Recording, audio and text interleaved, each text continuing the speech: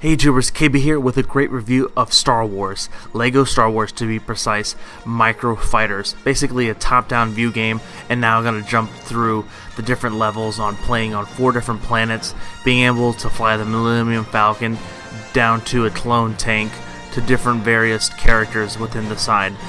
This game is very simple. It's currently on the App Store. I'll be playing this on my iPad. It is actually being sold for 99 cents US dollars. Basically, it's very simple gameplay. You choose the dark or the rebel side, so basically you choose the Empire, and this is through the various of the Clone Wars beginning in Episode 2. So you see some of the characters jump in and out of perspective, and they try to make a somewhat of a story mode into this. It's not really the world's greatest. As you see, it's going to be a lot of load time, so basically I'm going to choose the Force or the dark side. I'm going to go with the dark side first and jump right into play.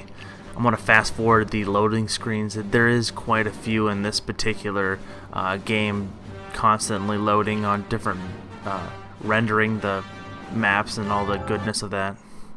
Jumping in some gameplay, basically this is very simple. The controls of the game, you use your fingers, double tap for 2 fingers for your power-ups, which you'll get on later in the game, but then also basically controlling it down with your thumb, your index finger, your pointer finger, whatever you feel most comfortable with, by rotating, in this case, the clone tank here. You see here there's enemies coming at you, and you just basically have to hold down anywhere on the screen and it fires your main weapon. By doing so, you see up top how many lives you have. I currently have 3 lives. The middle bar is your true pilot. Basically you want to upgrade that by the end of the level. You have your health represented by the hearts there, and then the different Lego pieces that you collect. And all these different characters you can see within the Lego or Star Wars franchise, ranging from 36 different various enemies being thrown at you if you're on the Rebels or on the clones. But again, this is not the Rebels, this would be the Empire versus the dark side. Basically, to rebuild yourself, you got to tap the screen repetitively and you come back to life. Again, I only have 2 lives left now, as you see, fighting through some of these speeders thrown at me. It can get kind of hectic on the screen. You'll see later on some of the gameplay on the Force.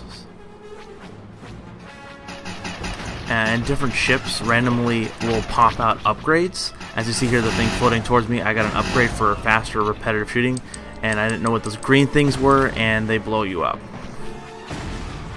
Definitely now jumping to the other side, the other Force side, the good guys. As you see, Admiral Akbar on the bottom, and someone else I don't honestly recognize. Basically, the coins or the Lego pieces you collect, you can upgrade your various abilities, ranging from getting an extra life to adding an extra heart to your character, or the various power upgrades and the special abilities that are incorporated within the game. Again, this game is $1 or 99 cents to be precise, in the App Store US dollars.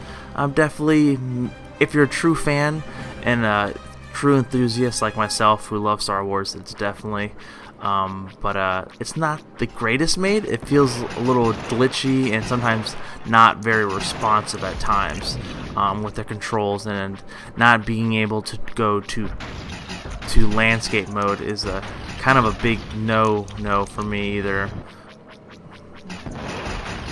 As you see, you kind of see the same kind of waves of enemies thrown at you, but at the same time all have this special unique touch of the Star Wars flair within the franchise.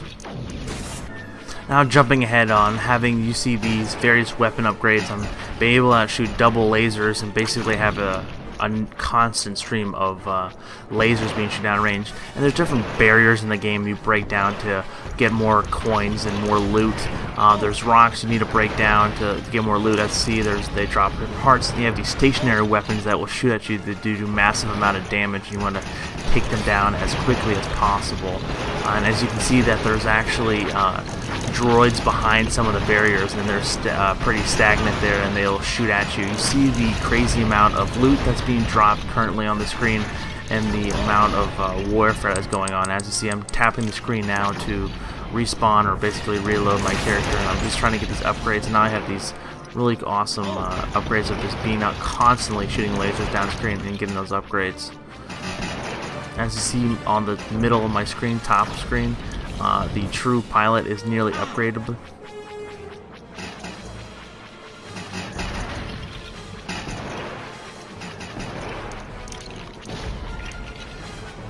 Again, they have the soundtrack and the sound effects from the original Star Wars series, which is really awesome. But again, I think they kind of lacked the full immersiveness that the Star Wars franchise offers on making a very generic, somewhat glitchy game. Yeah, another stationary weapon that shoots these ginormous laser beams. And some of the effects are kind of cool. You can kind of see that my tire marks are on the screen and different things like that when I kill enemies, or there's a certain shadow effect on their explosion of what they left behind on there. Again, the sound effects are, again, on key with the Star Wars franchise. And more barriers up ahead, some more stationary weapons. Basically, this is the stuff you're going to be running into playing this game on just different planets and have different abilities at the same time.